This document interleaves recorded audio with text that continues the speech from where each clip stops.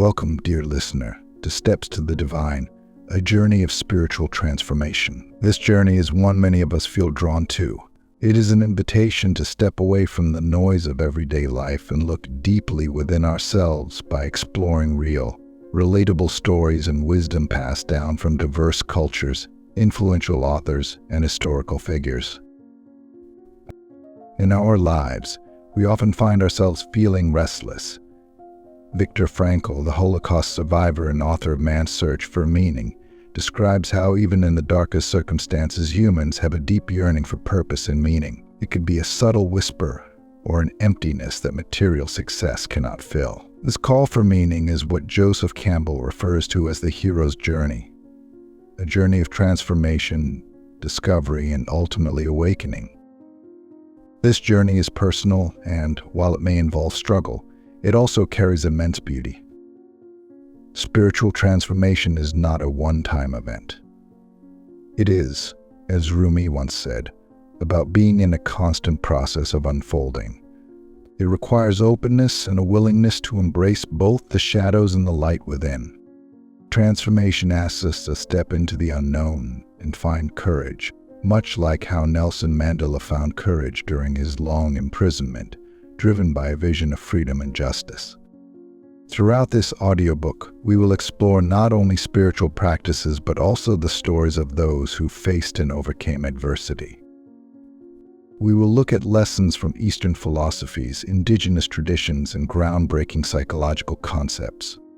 Together, we will awaken the spirit within, face the aspects of ourselves we have kept hidden, cultivate self-love, and learn how to let go, all while grounding ourselves in real-life examples and wisdom drawn from across time and culture. Let us begin this journey together, understanding that transformation is about presence, growth, connection, and authenticity. Together, we will move toward the divine both within ourselves and beyond. Let us take the first step. Chapter 1. Awakening the Inner Spirit. Every journey begins with a single step. The journey to spiritual transformation starts with an awakening. Awakening is not something that can be scheduled or planned. It often arrives unannounced and can happen when life forces us to face the unexpected. Think of Eckhart Tolle, author of The Power of Now, who experienced a breakdown so profound that it led him to a deeper realization about the nature of his thoughts and identity. This moment of crisis became a turning point, a powerful awakening that shifted the entire course of his life. Awakening the inner spirit often occurs through a sudden shift in perspective. It can be a quiet moment of deep peace or a rise during times of intense difficulty. Elizabeth Gilbert describes her desperate cries on her bathroom floor in Eat, Pray, Love before deciding to completely change her life. These moments of reckoning are not comfortable, but they are invitations to recognize that we are not passive passengers in our lives. We are, in fact, co-creators of our reality. One of the first steps to awakening is to slow down and be present. In today's world, we are bombarded with distractions, from endless notifications to the pressures of daily life. These distractions create a sense of constant urgency. Thich Nhat Hanh, the Vietnamese Zen master, spoke about the importance of coming back to the present moment. He emphasized that life is available only in the present moment. If we fail to be present, we miss the joy of small things like watching a sunset, laughing with a child, or feeling the wind on our face. These simple yet profound moments are where life truly happens. And meditation can be a powerful tool for awakening. It does not have to look like sitting in silence for hours. A monk in Thailand teaches meditation by asking his students to feel the earth beneath their feet as they walk. This is mindfulness in movement. Meditation is less about achieving a thoughtless mind and more about becoming an observer. It is about noticing what thoughts arise, understanding they are not us, and realizing that we are the awareness behind those thoughts. This practice helps create distance between us and the noise of our minds, allowing us to recognize that our true essence lies beyond this noise. When we sit with ourselves, we may begin to sense the layers beneath our identity. Should we notice the endless chatter of our worries and the voices of our past that tell us, who we are supposed to be. So this noise is not unique to us. It is something that the Buddha faced during his search for enlightenment under the Bodhi tree. He recognized that the demons that arose were projections of his own mind. Instead of running from them, he stayed present and allowed them to pass.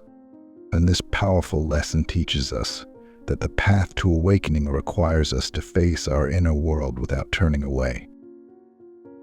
This awareness is the beginning of recognizing the interconnectedness of all things. We begin to see that we are not separate from others or from nature. When Jane Goodall observed chimpanzees in the wild, she spoke about the deep sense of connection she felt with them, and the realization that we are all part of one great tapestry of life.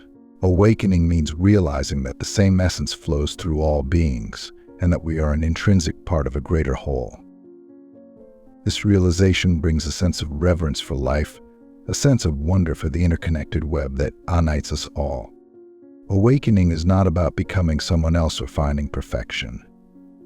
It is about becoming aware again and again, returning to our true essence, which is a place of love, creativity, and endless possibilities. It is about letting go of the false stories we tell ourselves about our limitations and embracing the vast potential within. In each moment we choose presence, we take another step on the path to the divine. Awakening is a practice, a daily commitment to live with intention and awareness rather than being swept away by the currents of distraction and fear.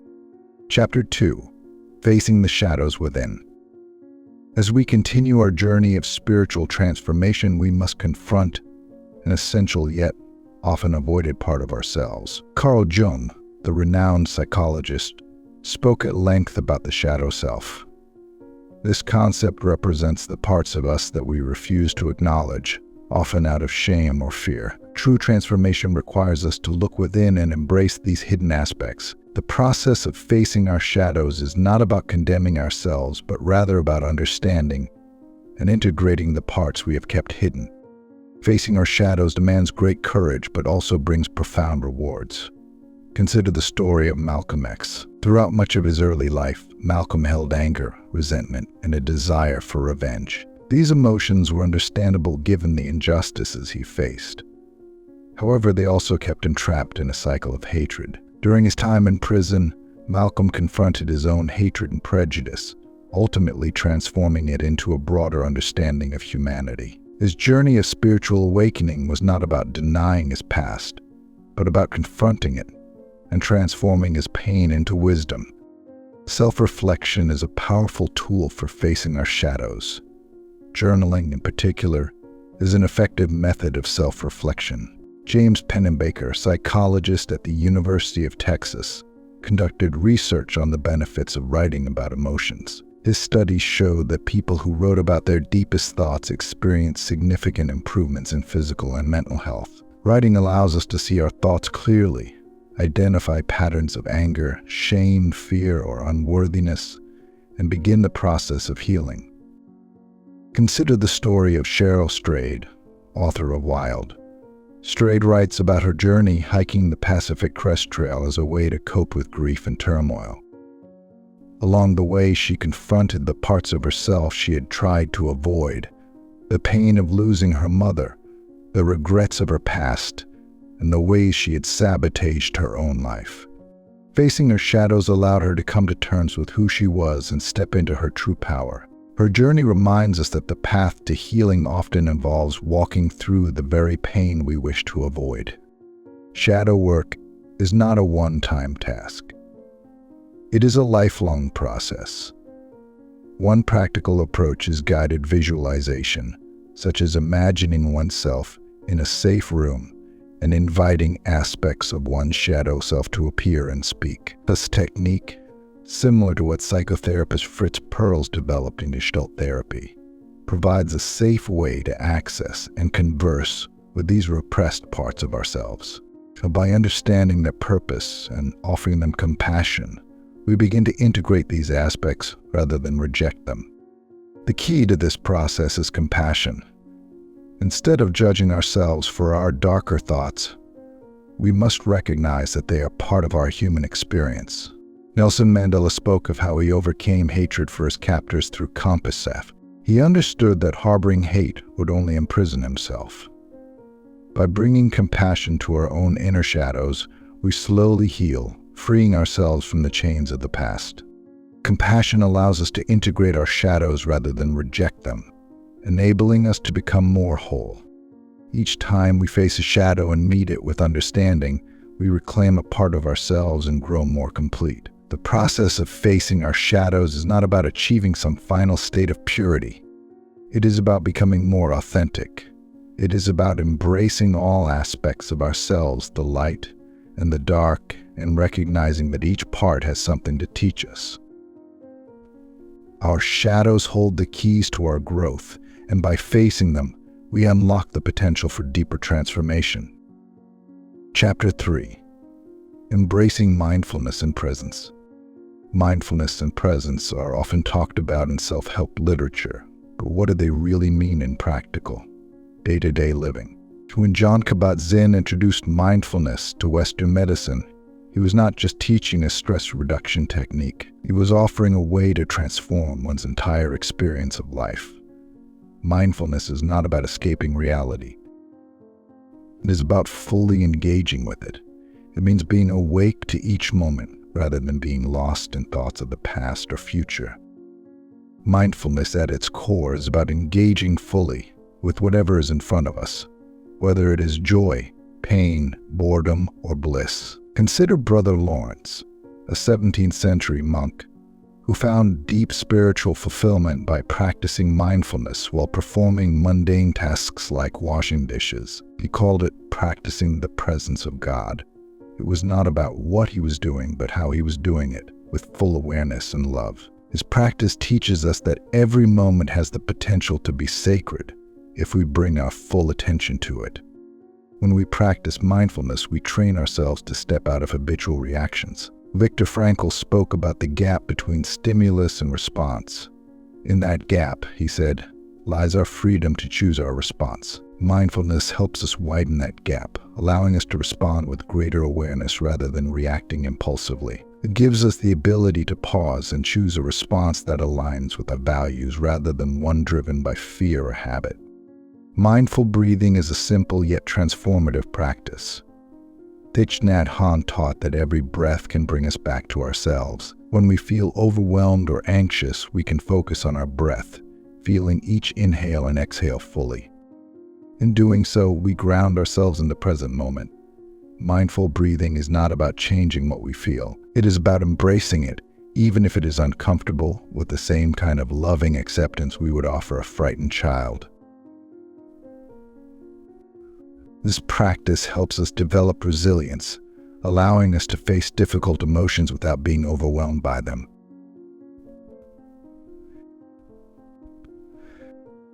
Beyond breathing, we can also practice mindfulness through daily activities.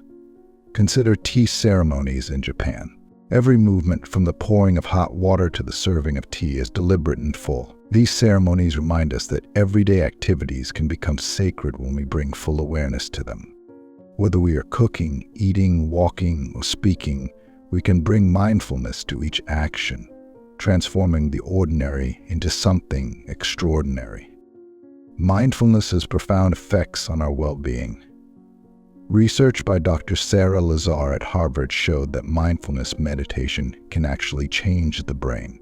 It thickens areas related to emotional regulation and shrinks the amygdala, the region involved in fear. The more we practice mindfulness, the more we transform how we perceive and react to life. This transformation is not about becoming someone who never experiences fear or anger. It is about becoming someone who can navigate these emotions with grace and awareness. Mindfulness requires practice and patience. Some days will be easier than others. Even the Dalai Lama has shared that he struggles at times with maintaining presence, especially during difficult situations. The key is to gently return to the present again and again. Each moment we choose to be mindful, we take another step on our path to the divine. Mindfulness is a journey, not a destination. It is about showing up for our lives, fully awake and fully present, no matter what each moment brings. Chapter 4. cultivating self-love and compassion. So as we continue our journey of spiritual transformation, we arrive at the practice of cultivating self-love and compassion. Many of us struggle with feelings of unworthiness or self-criticism, which keep us from embracing our true selves. Self-love is not about being self-centered or selfish. It is about recognizing our inherent value and treating ourselves with the same kindness we extend to others. Self-love often begins by questioning the beliefs we hold about ourselves. Take, for instance, the teachings of Louise Hay, author of You Can Heal Your Life. She emphasizes the importance of affirmations to transform negative thought patterns. By repeating phrases like "I am worthy of love and respect," we can begin to reprogram our subconscious mind. The words we use matter. When we choose words that uplift and encourage, we shift our perspective about ourselves and begin to build a foundation of self-worth. Consider the story of Maya Angelou. Growing up in an environment marked by racism and poverty, she experienced profound challenges, yet she cultivated a deep sense of self-worth. She once said, "I learned a long time ago the wisest thing I can do is be on my own side." Self-love means standing by ourselves, especially in moments of doubt or difficulty. It means embracing our flaws, not because we are perfect, but because they are part of what makes us human. Another powerful tool for cultivating self-love is self-care. Self-care is about taking time to nurture ourselves. It can be as simple as taking a warm bath, going for a walk in nature, or giving ourselves permission to rest. When we take care of our physical, emotional, and mental well-being, we reinforce the message that we are deserving of care. And think of how Audre Lorde spoke of self-care as an act of political warfare. She recognized that in a world that often devalues certain people, caring for oneself is a radical act. Compassion is closely related to self-love. Compassion allows us to understand and empathize with our own suffering, as well as the suffering of others. The Dalai Lama teaches that compassion is the foundation of happiness.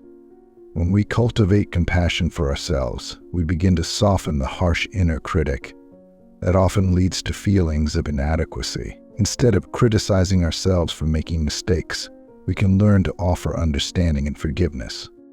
One practical approach to cultivating compassion is the practice of loving kindness meditation. In this meditation, we focus on sending love and goodwill first to ourselves, then to others, including those we may find difficult. By repeating phrases like "May I be happy," "May I be healthy," "May I be free from suffering," we train our hearts to be more open and compassionate. This practice can be deeply transformative, as it helps us extend the same kindness to ourselves that we would to a dear friend. When we cultivate self-love and compassion, we also begin to set healthier boundaries. Brené Brown, a researcher known for her work on vulnerability, emphasizes that compassionate people are often the most boundaried. They understand that in order to be kind and present for others, they must also honor their own needs. Setting boundaries is an act of self-love. It means recognizing our limits and being willing to say no when something does not serve our well-being. Cultivating self-love and compassion is a lifelong practice. There will be moments when we fall back into old patterns of self-criticism or feel unworthy. This is natural. The key is to keep returning to love, to keep choosing compassion, even when it feels difficult. Each time we choose to treat ourselves with kindness, we take another step on the path to the divine. We begin to see that our worth is not determined by our achievements or the opinions of others, but by the simple fact that we are here, alive, and worthy of love. Chapter 5. The Art of Letting Go. As we move forward on our journey of spiritual transformation, we come to the practice of letting go. Letting go is one of the most challenging yet liberating steps we can take. It is about releasing the beliefs, attachments, and expectations that no longer serve us. It is about making space for new possibilities to emerge. Letting go often begins with recognizing what we are holding on to. It could be an old relationship, a painful memory, or a belief about ourselves that limits our potential. These attachments can weigh us down and prevent us from moving forward. Consider Elizabeth Lesser, co-founder of the Omega Institute, who speaks about the importance of shedding old skins to reveal a new self. Letting go is like shedding layers that no longer fit, allowing us to step into a more authentic version of ourselves. Forgiveness is a powerful aspect of letting go. Forgiveness is not about condoning harmful behavior or forgetting what has happened. It is about releasing the anger and resentment that keep us tied to the past. Desmond Tutu, who helped lead South Africa through a process of truth and reconciliation after apartheid, spoke of forgiveness as a way to heal both the victim and the perpetrator. When we forgive, we free ourselves from the burden of carrying hatred and pain. We create space for healing and growth. Another aspect of letting go is releasing control. Many of us have a strong desire to control the outcomes of our lives. We want things to go a certain way, and we become frustrated when they do not. Letting go of control is about trusting that there is a greater plan at work, even if we cannot see it. Pema Chodron, a Buddhist nun and teacher, often speaks about the importance of surrendering to uncertainty. She encourages us to lean into the unknown rather than resist it. Letting go of control means accepting that we do not have all the answers, and that it is okay to not know what comes next. Letting go also involves releasing the need for validation from others. We often hold on to the opinions and judgments of others, allowing them to dictate our sense of self-worth. When we let go of this need for external validation, we begin to find our worth within ourselves. Consider Oprah Winfrey, who, despite facing significant criticism and setbacks early in her career, learned to trust her own voice and follow her intuition. Letting go of the need for approval allowed her to create a life and career that was aligned with her true self. One practical way to practice letting go is through rituals. Rituals can provide a symbolic way to release what no longer serves us. For example, writing down what you want to let go of on a piece of paper, and then burning it can be a powerful act of release. It helps to create a tangible sense of letting go, allowing us to move forward with a lighter heart. Another practice is to visualize placing your worries or burdens into a river and watching them flow away. These symbolic acts can help us release the emotional weight we carry. Letting go is not something we do once and then move on. It is an ongoing practice. There will always be new layers to shed and new attachments to release. The key is to approach this process with patience and compassion. Each time we let go of something that no longer serves us, we create space for something new and beautiful to enter our lives. Each time we let go, we take another step on the path to the divine. Chapter 6. Connecting with the divine. As we continue our journey, we arrive at the practice of connecting with the divine. The divine is the source of all that is. It is the essence that flows through all of creation. It is the love, wisdom, and light that guide us on our path. Connecting with the divine is about deepening our relationship with this greater presence. It is about opening our hearts and minds to the sacred. Connecting with the divine can take many forms. For some, it may be through prayer. Prayer is a way of communicating with the divine, of expressing our hopes, fears, and gratitude. It is a way of opening ourselves to guidance and support. Prayer does not have to be formal or follow any specific rules. It can be as simple as speaking from the heart, sharing our thoughts and feelings with the divine. Anne Lamott, a writer, describes prayer as simply saying, "Help, thanks, wow." Prayer is about connection, not perfection. For others, connecting with the divine may be through nature. Nature is a powerful reminder of the presence of the divine. The beauty of a sunset, the majesty of a mountain, the gentle flow of a river, all of these are expressions of the divine. By spending time in nature, we can feel a sense of connection to something greater than ourselves. John Muir, the naturalist and conservationist, often spoke of nature as a place where he felt closest to God. He believed that being in nature was a way to touch the divine, to feel the presence of something far greater than ourselves. Meditation is another way to connect with the divine. In meditation, We quiet the mind and create a space for the divine to enter. What? When we open ourselves to the presence of the sacred within us and around us. Meditation allows us to experience a sense of oneness with all that is. It allows us to feel the love and light of the divine flowing through us. In this space of stillness, we can feel the presence of the divine.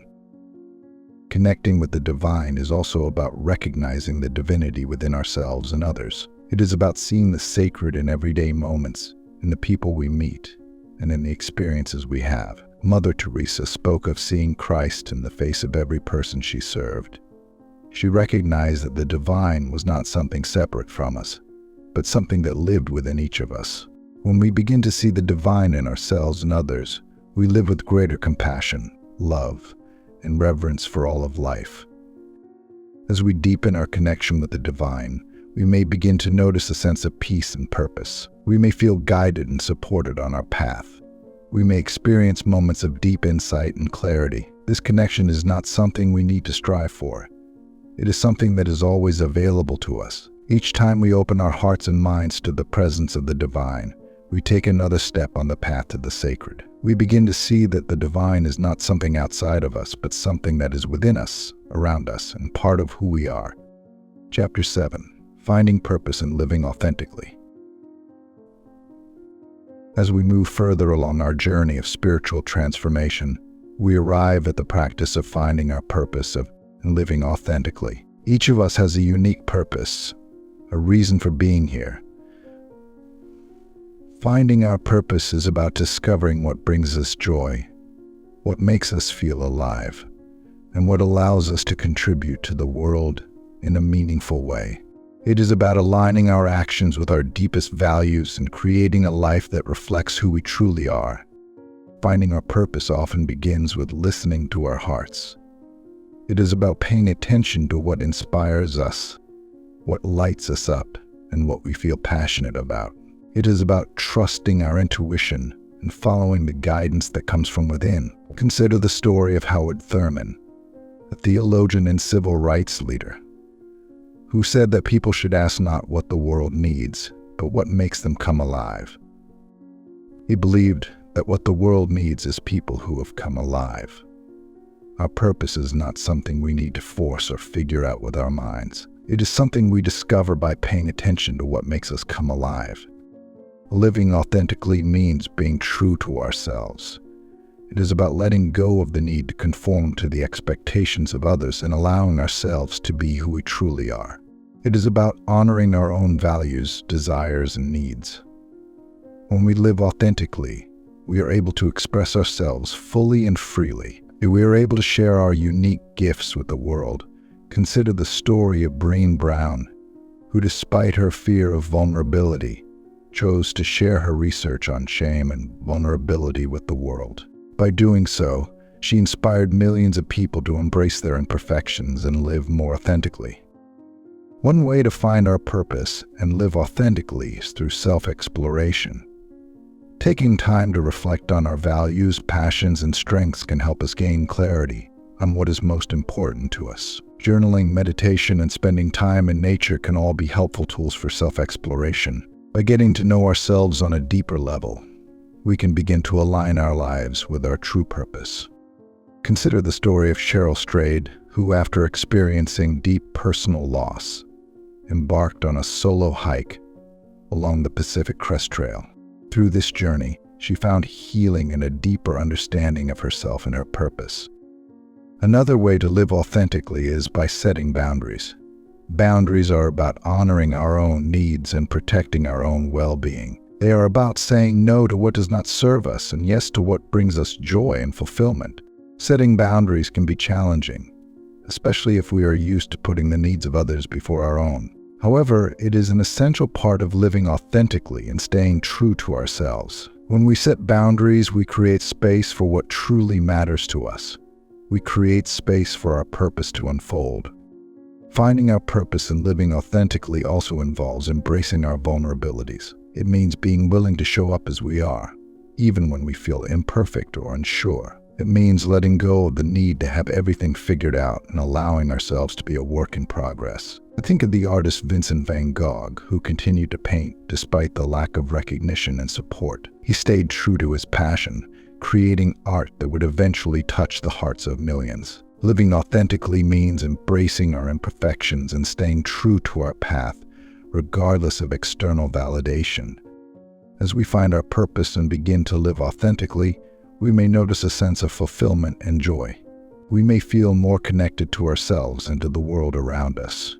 We may find that our relationships become more meaningful and that we are able to make a positive impact in the lives of others. Living authentically is not about being perfect. It is about being real, being true, and being fully ourselves. Each time we choose to live in alignment with our true purpose, we take another step on the path to the divine. Chapter 8. Walking the Path Forward. As we come to the end of this journey, we are reminded that spiritual transformation is not a destination. It is an ongoing process, a lifelong journey of growth and discovery. Walking the path forward is about continuing to take each step with openness, courage, and love. It is about embracing the challenges and the joys of life with a sense of wonder and gratitude. Walking the path forward means staying committed to our practices. It means continuing to awaken the inner spirit, face the shadows within, embrace mindfulness, cultivate self-love and compassion, let go of what no longer serves us, connect with the divine, and live authentically. It means being patient with ourselves and recognizing that growth takes time. There will be moments of insight and moments of struggle, moments of joy and moments of doubt. The key is to keep moving forward, one step at a time. Walking the path forward also means being of service to others. As we grow spiritually, we are naturally called to share our light with the world. This does not mean we have to do anything grand or extraordinary. It can be as simple as offering a kind word, lending a helping hand, or being a source of support for someone in need. By being of service, we contribute to the greater good and help to create a more loving and compassionate world. Consider the story of Mahatma Gandhi, who dedicated his life to serving others and working for peace. His actions, no matter how small, were always guided by his deep sense of purpose and his commitment to nonviolence and love. Another aspect of walking the path forward is staying open to learning. Spiritual growth is not about reaching a point where we have all the answers. It is about staying curious, being willing to learn from our experiences, and remaining open to new perspectives. They think of Socrates, who famously said that true wisdom is in knowing that we know nothing. Walking the path forward means embracing the mystery of life, being willing to ask questions, and being open to the answers that come. Walking the path forward also means embracing our humanity. It means recognizing that we will make mistakes, that we will face challenges, and that we will experience moments of doubt. It means being gentle with ourselves and remembering that we are all on this journey together. Thich Nhat Hanh teaches that the way out is in. By turning inward and embracing our own humanity, we find the strength to continue walking the path, no matter what obstacles arise. As we walk the path forward, we are reminded that we are never alone. We are always supported by the love and wisdom of the divine, by the beauty of the world around us, and by the light within ourselves. Each step we take is a step toward greater peace, greater joy, and greater connection. Each step we take is a step on the path to the sacred. Let us continue to walk this path together, one step at a time. Let us continue to grow, to love, and to awaken. Let us continue to move toward the divine within ourselves and beyond.